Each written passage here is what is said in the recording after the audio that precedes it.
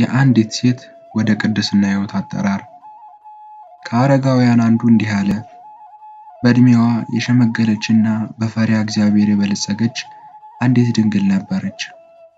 እንዴት ይህንን ሕይወት እንደጀመረች ጠየኳት። እርሷም አርቃ ካሰበችና የእፎይታ ስሜት መገለጫ በሆነ ሁኔታ ከሆነች በኋላ እንዲህ አለችኝ። ወንድሜ ሆይ ይኸውልህ፣ እኔ በልጅነቴ በጠባዬ አስተዋይና ጠንቃቃ እንዲሁም በጣም ደግ የነበረ ሰውነቱ ግን እጅግ ታማሚና ደካማ የነበረ ሰውን ልጅ ነበርኩ። እርሱም ምንም እንኳ ብዙውን ጊዜ ይታመም የነበረ ቢሆንም ትንሽ ሻል ሲለው የሚኖረውን ጊዜውን የሚያሳልፈው በእርሻው ላይ በመስራት ስለነበርና ጊዜውን በጸጥታ ስለሚያሳልፍ የሰፈሩ ሰዎች ሊያገኙት ሲፈልጉትም አያገኙትም ነበር። የእርሻውን ፍሬ የሚሰበስበው በንጽህና መንገድ ነበር።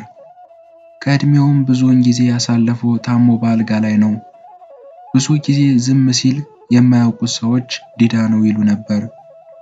በሌላ በኩል እናቴ ደግሞ ከእነዚህ ነገሮች ሁሉ የራቀች፣ ከመንገደኞቹ ሁሉ ቅብጥብጥ ያለች፣ ከሁሉም ሰው ጋርም የምታወራ አፈኛ ከመሆኗ የተነሳ መላ ሰውነቷም ወደ ምላስነት ተለውጧል እስከሚሏት የደረሰች ነበረች። ጊዜዋን ካስተማሩና ስድ ከሆኑ ሰዎች ጋር በመጠጣት ስታሳልፍ ነበር። በአሳዛኝ የርኩሰት ሕይወት ውስጥ እየኖረች ቢሆንም የቤተሰቡን ጉዳይ የምትመራው እሳቸው ነበረች። አባቴ ሲታመም እንድትረዳውና እንድታስታምሙ ይፈልግ ነበር። ሆኖም እርሷ ግን በሰውነቷ ማንኛውም ርኩስ መንፈስ ከመሆኗ የተነሳ ከመንደሩ ወጣቶች መካከል ከእርሷ የዝሙት ወጥመድነት ያመለጡት በጣም ጥቂቶች ብቻ ነበሩ። አባቴ እንደ ልማዱ ከታመመ በኋላ የሚሰራውን አጥቶ ብዙ ሲቸገር ከቆየ በኋላ ሞተ። ወዲያውኑም አየሩ በድንገት ጭልምልም አለ። ዝናብ፣ መብረቅና ነጎድጓድ ሆነ። አየሩ በሙሉ ዝግትግት አለ። ቀኑም ሆነ ሌሊቱ ሳይለይ ዝናብ ለ3 ቀናት ያለማቋረጥ በተከታታይ ዘነመ። አባቴም እንደሞተ በአልጋ ላይ ሳይቀበር 3 ቀናት በመቆየቱ የመንደሩ ሰዎች ከተፈጠረው የአየሩ ሁኔታ የተነሳ ስለረሱት ራሳቸውን ይዘው ይህ ሰው የእግዚአብሔር ጠላት ነው፣ ስለዚህም ምክንያት ሲሞት እንኳ ምድር ልትቀበለው አልፈቀደችለትም፣ እንቀብረው ዘንድም ወደ ቤቱ ገብተው እንዳናወጣው ሰማይና ምድሩ ተደባልቀው ከለከሉን አሉ። በሌላ በኩል እናቴ የልብ ልብ እየተሰማትና በክፉነቷም እየባሰች ሄደች። እኔ ግን ገና ልጅ ነበርኩ። እነዚህን ነገሮች ሁሉ በልቤ እይዛቸው ነበር። እኔም እንደርሷ ልጅነት እያደረግኩ ወደ ውርዝውና ደረስኩ። የሰውነት ፈቃዳትም በውስጤ ይንቀሳቀሱና ይሰሙ ጀመር። አንድ ቀን ማታ ከልቤ እንዲህ ስላሰብኩ፣ እኖርበት ዘንድ የምመረምረው ሕይወት ምን አይነት ሕይወት ነው? አባቴ እንደዚያ ባለ እርጋታና ደግነት ኖረ። በጣም ጥሩ ሰውም ነበር ስላሰብኩ። ሆኖም ግን በሰቃይ ሆኖ እስከሚሞት ድረስ ዘመኑን ሁሉ በሕማምና በችግር አሳለፈ እንጂ አልተቀበለችውም። በእግዚአብሔር ዘንድ የኖረ ሕይወቱ የተወደደለት ቢሆን ኖሮ ያን ሁሉ መከራና ስቃይ ለምን ተቀበለ ስል ይህንንም ደግሞ እንደገና አሰብኩ። ግን እንዲህ አልኩ፣ የእናቴስ ሕይወት ጥሩ ነውን? ራሴን ለዝሙትና ለርኩሰት ሰጥቼ ሰውነቱን እያሳደፍኩ ልኑርን? እናቴ ሳትፈጽመው የተወችው ክፉን አልነበረምና ሁልጊዜ ንቁና ጤነኛ ነበረች። አሟት አያውቅም ነበር። በዚህ ዓለም ሕይወቷ ደስተኛ ነበረች።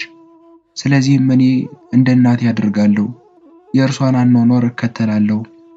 ጎስቋላ የሆንኩ እኔ ከክፉ ሕይወት ለመኖር እንዲህ ባለ ሁኔታ ራሴን ሰጠሁ። ከዚያም ሌሊት በመጣ ጊዜ በጣም ከባድ ሆነ። እንቅልፍ መጣብኝ። ወዲያውኑም ገጽታው የሚያስፈራና የተቆጣ አካሉ ትልቅ የሆነ በአጠገቤ ቆመና በሚያስፈራ በቁጣ ድምፅ እንደዚህ አለኝ፣ አንቺ በልብሽ ያለው ሐሳብ ምንድን ነው ብሎ ጠየቀኝ። እኔ ግን ገጽታውና አካሉን ከመፍራት የተነሳ እርሱን ለመመልከት እንኳ ድፍረቱ አልነበረኝም። እርሱም በታላቅ ቃል በመጮሁ እኖረዋለሁ ያልኩትን የወደፊት ሕይወትና በልቤ ያለውን ሐሳብ እንድናገር ጀመር። እኔም በፍርሃት ሆኜ ምንም እንኳ ሐሳቤን ሁሉ የማውቅ ብሆን ምንም ነገር አላውቅም አልኩ። እርሱም እውነቱን እንዳልተናገርኩ እንድገነዘብ አደረገኝ። በልቤም ያሰብኩትን ሐሳብና የመከርኩትን ምክር ሁሉ ነገረኝ። ከዚያም ራሴን መለስኩና ለይቅርታ የተገባው ያደርገኝ ዘንድ አጥብቄ ተማጸንኩ። ካደረገልኝ ይቅርታ የተነሳም ይመስለኛል እንዲህ አለኝ፣ ሁለቱንም እናትሽና አባትሽን አታያቸውምን? የምትፈልጊውን ሕይወት አሁን ለራስሽ ምረጪ አለኝ። ከዚያም እጄን ይዞ እጅግ በጣም ደስ የሚሉ የተለያዩ አበቦች፣ ዛፎች ወዳሉበት ውበቱም አስደሳችነቱ እንዲህ ነው ተብሎ ሊገለጽ የማይችል በላይ ወደ ሆነ ሰፊ መስክ ወሰደኝ። ወደዚያም እጅግ የሚያስደስትና የተቀደሰ ቦታ ወሰደኝ። በዚያም አባቴን አገኘሁት፣ አቀፈኝ፣ ሳመኝም እንዲህም አለ፣ ልጄ ሆይ መልካም በሆነው መንገድ ኑሪ።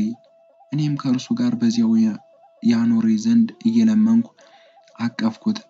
እርሱም አሁን ይህን ማድረግ አልችልም፣ ነገር ግን በሕይወትሽ የእኔን መንገድ ብትከተይ ወደዚህ ቦታ ያለመዘግየት እንድትመጪ ትሆኛለሽ አለኝ። እኔም ከእርሱ ጋር እቆይ ዘንድ ተማጸንኩት። ሆነም ወደዚያ ያመጣኝ ነይና እናትሽን ደግሞ እያት፣ በእሳት እየተቃጠለች አለችና ጥሩና ጠቃሚ የሆነውን ሕይወት ታውቂያለሽ። ከዚያም ያን ሕይወት ለራስሽ ትመርጭ ዘንድ አለና ከዚያም ወሰደኝ። በጥርስ ማፋጨትና ሐዘን በተሞላ ድቅድቅና ጽኑ ጨለማ በሆነ ቤት ላይ አስቀመጠኝ። እሳት የሚያመነጭና በኃይል የሚጮህ አስፈሪ በሆነ እሳት አመንጪ ነገር አሳየኝ። እንግዶች በፍርሃት ውስጥ ሆነው በዚያ ላይም ቆመው ነበር። ወደ ታችም ስመለከት እናቴም በእሳቱ ውስጥ እስከ አንገቷ ድረስ ሰጥማ ጥርሶቿም እየተፋጩና እርስ በርሳቸው እየተንገጣገጩ እየተመታቱም እሳቱም እያቃጠላት ብዙ ትሎችም እየበሏት አየኋት። እርሷም ባየች ጊዜ እያለቀሰችና ወዮ እያለች እንዲህ አለችኝ፣ ልጄ ሆይ በስራዬ ይህን ለደረሰብኝ ለእኔ ወዮልኝ፣ በስራዬ ይህን ለደረሰብኝ ለእኔ ወዮልኝ። ራስን መግዛት ዘንግቼ የዝሙትና የአመንዝራነትን ሕይወት ኖርኩ። ቅጣት የሚያገኘኝ መሆኔን አላመንኩም ነበር። ሰካራምነቴንና እርኩስነቴን ፍዳ የሚያስከትል መሆኑን ልብ አላልኩም ነበር። ልብ አድርገሽ አስተውዪ። በሕይወት ዘመኔ ስላደረግኳቸው ትንሽ እርካታዎች እነዚህን ቅጣቶች እየተቀበልኩ ነው። ስለነበርኩበት በጣም ጥቂት ድሎቶች አሁን በእንዲህ ያለ ፍርድ ውስጥ ሆኜ እየተሰቃየሁ ነው። በእግዚአብሔር ላይ ስለቀለድኩበት ቀልድና ስላፌዝኩበት ፌዝ ምን ያክል ዘላለማዊ የሆነ ፍዳና ስቃይ እንዳገኘኝ አስተውዪ። ስለዚህ ልጄ ሆይ አሁን ትረጂ ዘንድ ይገባሻል። ያጠባሁሽን ጡቶቼን አስታውሺ። አንድ ጊዜ እንኳ መልካም ነገርን አድርጌልሽ የማውቅ ከሆነ አንቺም አሁን የሆነ መልካም ነገር አድርጊልኝ። ሁልጊዜ በእሳት እየተቃጠልኩ ሳለሁ ለእኔ ለእናትሽ እዘኝልኝ። ልጠፋ ነውና በእነዚህ ስቃያት እነዚህም እየተሰቃየሁ ላለሁ ለእናትሽ እዘኝልኝ። ልጄ ሆይ በእኔ ላይ ርኅራኄን አድርገሽ እጅሽን ስጭኝና ጎትተሽ ከዚህ ቦታ አውጭኝ። እኔ ግን ከዚያ የቆምኩበት የተነሳ ይህን ለማድረግ አልፈቀድኩም።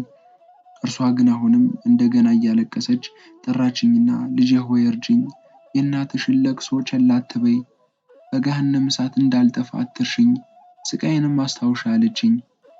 እኔም ከልቅሷና ከመከራዋ ድምፅና ከአነጋገሯ ሁኔታ የተነሳ ልቤ እጅግ ታወከ፣ በጥልቅ ሐዘንም ተነካው። ከፍ ባለ ድምፅ የእፎይታ መገለጫ የሆነ አሰማሁ። ያን ጊዜ በቤት ውስጥ የነበሩ ነቁ፣ እሳት አነደዱና የእህታዬን ምክንያት ለማወቅ ፈለጉ። እኔም እግዚአብሔር ለሰው ካለው የማይነገር ድንቅ ፍቅር የተነሳ የተገለጠልኝን ነገርኳቸው። በክፉ ሁኔታ ለመኖር ለመረጡ ሰዎች ከተዘጋጀው ቅጣት የተነሳ የአባቴን የሕይወት መንገድ መርጬ ቁርጥ ባለ በአንድ ሕሊና ለመኖር ወሰንኩ። ያቺ የተቀደሰች ድንግል ይህን ሁሉ ነገረችኝ። በራእይም ስላለው ነገር የበለጠ መልካም ነገር አብዝታ የምታደርግ ሆነች። እንዲህም እያለች ክፉ ስራና የርኩሰት ሕይወት ፍጻሜ ታላቅ ቅጣትና ስቃይ ነው። እንዲሁም ከዚህም የተነሳ የተመረጥን እንሆን ዘንድ በራሳችን ፈቃድና ምክር እንድንመረጥ እንሆን፣ ፍጻሜያችን የተቀደሰና መልካም ይሆን ዘንድ። ወስብሐት ለእግዚአብሔር ወለወላዲቱ ድንግል ወለመስቀሉ ክቡር። ይቆየን።